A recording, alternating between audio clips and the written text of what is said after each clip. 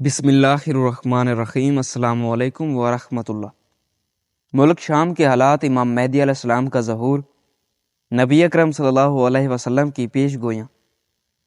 اللہ کے رسول صلی اللہ علیہ وسلم نے قیامت کی نشانیاں بتلاتے ہوئے فرمایا، اونٹوں اور بکریوں کے چرواہے جو ایک دوسرے سے مقابلہ کرتے ہوئے اونچی اونچی عمارتیں بنوائیں گے اور ان پر فخر کریں گے۔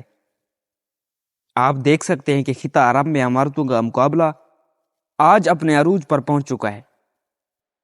دبئی میں برج خلیفہ کی عمارت دنیا کی سب سے اونچی عمارت بن گئی ہے، تو ساتھ ہی شہزادہ ولید بن طلال نے جدہ میں اس سے بھی بڑی عمارت بنانے کا اعلان کر دیا، جو دھڑا دھڑ بنتی چلی جا رہی ہے۔ عرب کی عمارتیں سارے جہاں سے اونچی ہوتی چلی جا رہی ہیں۔ عرض کرنے کا مقصد صرف یہ ہے کہ ہمارے پیارے رسول حضرت محمد صلی اللہ علیہ وسلم نے جو فرمایا وہ پورا ہو چکا ہے۔ آپ صلی اللہ علیہ وسلم کی ایک اور حدیث کا مفہوم ہے کہ قیامت سے پہلے سرزمین عرب دوبارہ سرسبز ہو جائے گی۔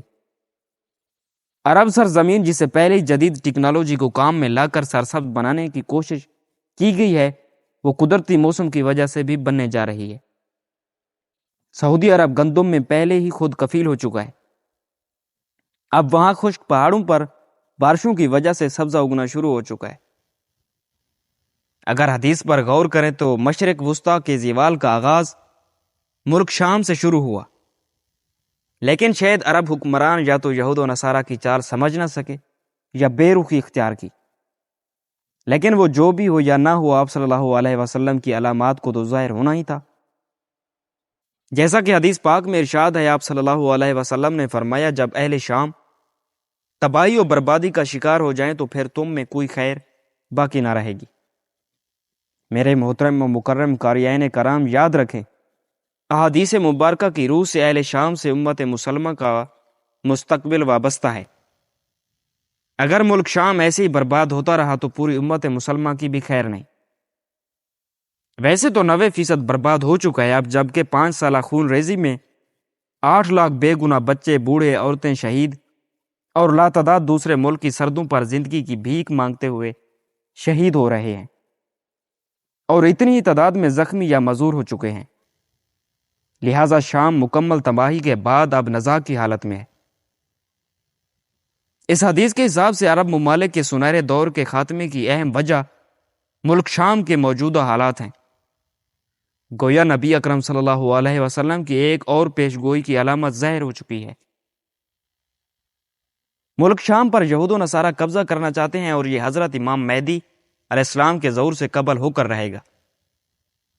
چنانچہ کتاب فتن میں ہے کہ آخری زمانے میں جب مسلمان ہر طرف سے مغلوب ہو جائیں گے تو مسلسل جنگیں ہوں گی۔ شام میں بھی عیسائیوں کی حکومت قائم ہو جائے گی۔ علماء کرام سے سنا ہے کہ سعودیہ، لبنان، اردن، مصر، حتیٰ کہ ترکی کا بھی بڑا حصہ باقی نہ رہے گا۔ ہر طرف کفار کے ظلم بڑھ جائیں گے۔ سعودی عرب کا چھوٹا شہر مدینہ المنورہ سے 170 کلومیٹر کے فاصلے پر ہے۔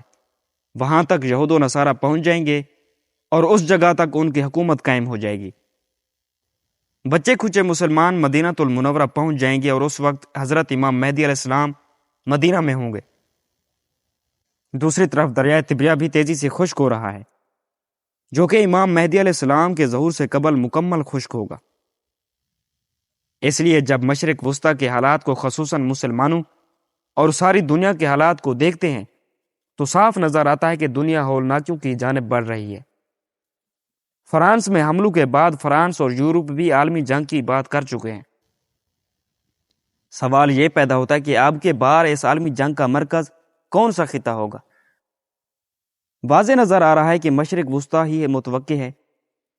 ہمارے یہاں بھی ہند کی بڑھتی ہوئی رنجشیں اور کشمکش سے لگتا ہے کہ حالات غزوہ ہند کی طرف رخ کر رہے ہیں، کیونکہ حضرت ابو ہریرہ رضی اللہ تعالی عنہ سے روایت ہے کہ رسول صلی اللہ علیہ وسلم نے ارشاد فرمایا، میری قوم کا ایک لشکر وقت آخر کے نزدیک ہند پر چڑھائی کرے گا، اور اللہ اس لشکر کو فتح نصیب کرے گا، یہاں تک کہ وہ ہند کے حکمرانوں کو بیڑیوں میں جکڑ کر لائیں گی۔ اللہ اس لشکر کے تمام گناہ معاف فرما دے گا، پھر وہ لشکر واپس رخ کرے گا اور شام میں موجود عیسیٰ ابن مریم علیہ السلام کے ساتھ جا کر مل جائے گا۔ حضرت ابو ہریرہ رضی اللہ تعالی عنہ بولے اگر میں اس وقت تک زندہ رہا تو میں اپنا سب کچھ بیچ کر بھی اس لشکر کا حصہ بنوں گا، اور پھر جب اللہ ہمیں فتح نصیب کرے گا تو میں جہنم کی آگ سے آزاد کہلاؤں گا، اور پھر جب میں شام پہنچوں گا تو عیسیٰ ابن مریم علیہ السلام کو تلاش کر کے انہیں بتاؤں گا کہ میں محمد صلی اللہ علیہ وسلم کا ساتھی رہا ہوں۔ آنے والے ادوار بڑے پرفتن نظر آتے ہیں، اور اس کے متعلق بھی حضور صلی اللہ علیہ وسلم نے فرمایا تھا کہ میری امت پر ایک دور ایسا آئے گا جس میں فتنے ایسے تیزی سے آئیں گے جیسے تسبیح ٹوٹ جانے سے تسبیح کے دانے تیزی سے زمین کی طرف آتے ہیں۔ لہٰذا اپنی نسلوں کی ابھی سے تربیت اور ایمان کی فکر کیجیے۔ موبائل و انٹرنیٹ کی بے جا اور فضول استعمال سے دیر رات تک جاگنے، فیشن کے نام پر یہود و نصارہ کی نکالی سے اور نمازوں کو ترک کرنے سے روکیے۔ اگر ہماری ویڈیو اچھی لگی ہو تو ہمارے چینل کو ضرور سبسکرائب کریں۔